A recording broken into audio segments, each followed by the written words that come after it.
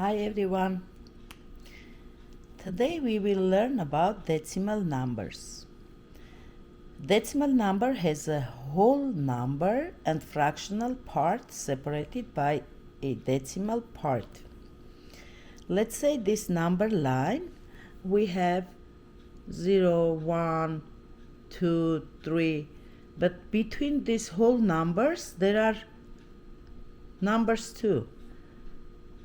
Those numbers are decimals, like 0, 0.5 in the middle, then 1, 1.5, 2, 2.5. If it's in the middle, it's half of the number. The half means 1 over 2, which is, if we divide, we will get 0.5. Now let's see, this is one whole, that's the whole part, one whole, and the number is 1, fractional part is separated like plus 0.5, the middle one. Let's see which point is this. This is 0.5 plus 1, which is equal 1.5. Now I'll explain you how to make decimal numbers, how they were created. Let's say 7 over 10, this equals 0.7. 7 divided by 100 is 0.07. I'll explain you now more. 7 divided by 1000, it will be 0.007, and 7 divided by 10,000 will be 0.0007. How this became 0.7? If we divide by 10, 10 has 1 0. After decimal sign, we will have 1 digit. Deci means 10. 7 divided by 100, 100 has 2 0. After decimal sign, we will have 2 digits. 7 divided by 1000, 1000 has 3 zeros. After decimal sign, we will have 3 digits.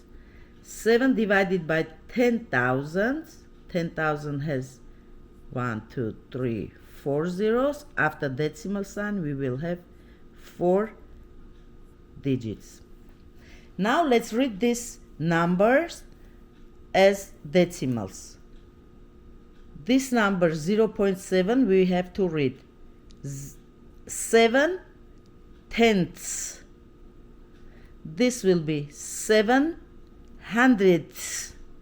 This one 7 thousandths. You add THS at the end of the word.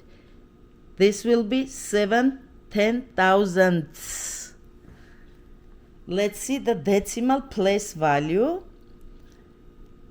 So this is our decimal point that separates the decimal part from the whole number. Starting here to the right, it starts from tenths, hundredths, thousandths, 10,000ths. Before the point, decimal point, we have whole numbers that we read once, tenths, hundreds, thousands, 10,000, 100,000, and so on. Now pay attention. We call the whole numbers with ending S. Hundreds, tens, ones. And notice there is no tens, because numbers place value is ones, tens, hundreds. But with decimal sign, we start from tenths, not ones. Tenths, and the ending is THS. It's very important. When you solve problem, it says round to the nearest tenths or hundreds. You're not gonna round this part. You're gonna round decimal part. So hundreds, thousands, 10,000s, and so on, millions. So here, this is very important to recognize the decimals place values after decimal point. Those are decimal signs side. Before decimal is whole number sides. Now let's see this number. That is written 59.763. How do we read this number? Here we have 59. We call it the way it is. 59 points. Then 763, right? To the right. After decimal. We say the whole number the way we read. 763. But it's thousands. So let's read again. 763 thousandths. Now let's read the whole this number all together. It's gonna call this way. 59.763 thousandths. Like here. 59.763 thousandths. Now let's imagine if we have this number. Let's add numbers here. Let's read this whole number with the decimal. We're gonna read this 159.7,634 ten thousandths, because it has 4 digits after decimal. If it has 4 digits, 10,000 has 4 zeros. 10,000 has 4 zeros. That's why after decimal, how many digits you see, we call this with the 1 and zeros, whatever we have.